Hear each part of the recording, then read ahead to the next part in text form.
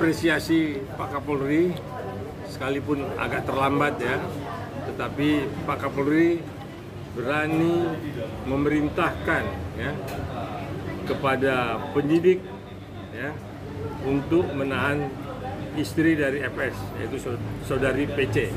Saya pikir itu satu terobosan yang luar biasa. Artinya ada keberanian di sini kita lihat dari Kapolri untuk supaya kan selama ini semua spekulasi kan, kenapa ada apa kok sampai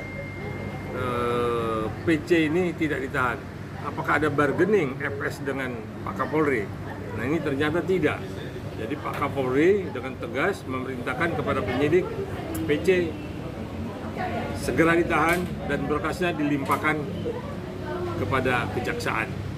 Nah ini untuk Sambo kan sudah, untuk FS sudah, ya udah tahap 2 dan dia sudah ditahan di rutan Mabes Polri. Nah PC juga kemarin saya lihat juga sudah diperintahkan ditahan di Mabes Polri. Ya, jadi sedikit agak membuat rasa percaya masyarakat kepada kepolisian ini mulai tumbuh. Ya. Nah mudah-mudahan PC ini membuka, karena ini masih gerakan tutup mulut nih. Ya, kita nggak tahu nih apa nanti yang bisa diungkap dari isi hatinya terhadap kasus pembunuhan almarhum Joshua. Nah inilah yang saya sebagai praktisi hukum kemarin itu melihat Pak Kapolri, wah saya juga salut, dan ini luar biasa, terobosan yang memang kita anggap tadinya ada apa di belakang ini, ternyata tidak, cuman memang agak alot penyidikannya, ternyata sudah terjawab dan PC ditahan. Mudah-mudahan nanti ya di pengadilan dia bisa membuka semua, tapi tergantung jaksanya nanti seperti apa menanyanya, kelengkapan seperti apa juga. Nah, kalau kelengkapannya memang tidak lengkap kan P19, ternyata ini sudah P21, berarti sudah ada bukti-bukti yang valid yang bisa menjerat PC ataupun FS dengan pasal 340, 338, 55, dan 56 KUH Pidana. Jadi terima kasih Pak Kapolri ya atas keberanian Pak Kapolri untuk memerintahkan kepada anggotanya menahan saudari PC. Kita memang sudah, saya sendiri ya sebagai pengacara, sebagai praktisi hukum ini memang sebenarnya benteng terakhir dari keadilan itu ada di Mahkamah Agung. Kalau di PN, di PT masih babaliut ya, yang benar bisa tidak benar, yang tidak benar bisa jadi benar, yang artinya disitulah mafia-mafia peradilan yang memang dilakukan oleh oknum pengadilan, oknum hakim, bekerja sama dengan oknum pengacara ya.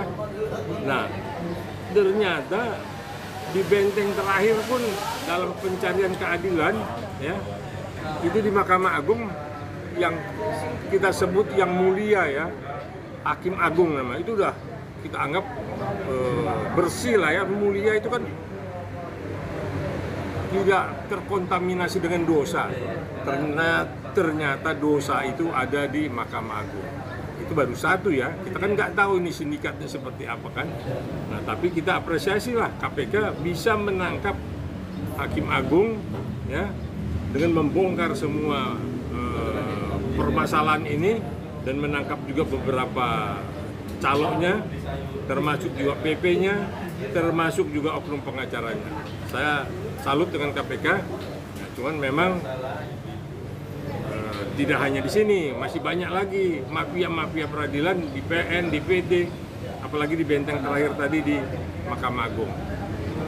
Saya berharap memang ada reformasi hukum, ya harus. Pak Jokowi juga sudah menyampaikan perlu reformasi hukum. Ini kan semua sekarang para koruptor kan sudah bermain nih, ya.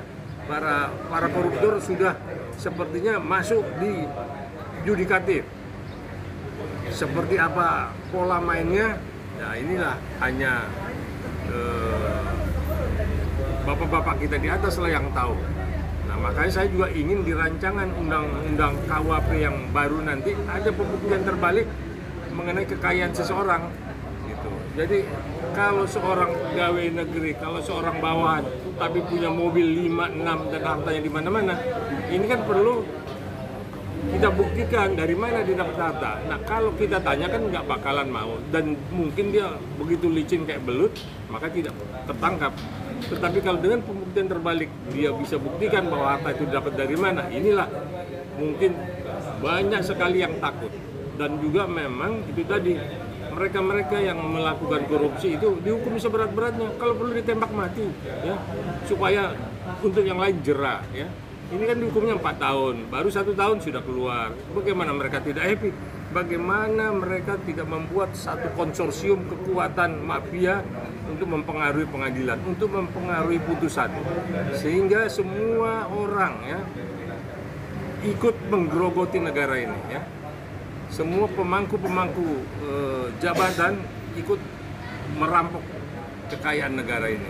Nah, inilah yang memang Pak Jokowi kemarin sampaikan, lakukan reformasi hukum. Nah, itu diperintahkan kepada Pak Menko Polhukam. Jadi saya mendukung sekali apa yang disampaikan Pak Jokowi. Ya, mudah-mudahan memang reformasi hukum dalam waktu dekat ini bisa memang dibuktikan bahwa ada reformasi hukum dan ada perbaikan-perbaikan. Saya pikir itu yang paling penting, supaya memang pencari keadilan ini benar-benar merasakan bahwa di Indonesia ini negara hukum yang benar-benar memberikan keadilan yang seadil-adilnya. Tidak perbuatan melanggar hukum itu dimainkan, akhirnya hilang begitu saja. Nah, ini yang perlu memang reformasi. Hukum di kita ya masih dikendalikan oleh kekuatan uang, kekuatan politik, ya.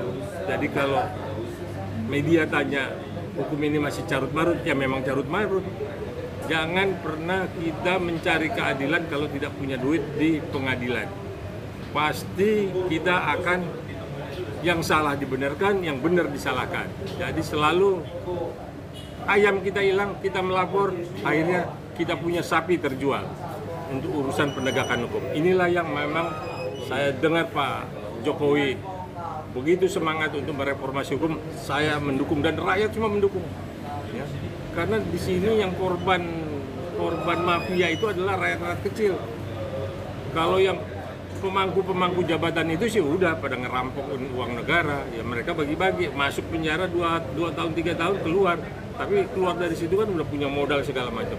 Inilah hukum belum menjadi panglima di negara hukum. Kekuatan politik dan kekuatan uang masih mendominasi kekuatan hukum.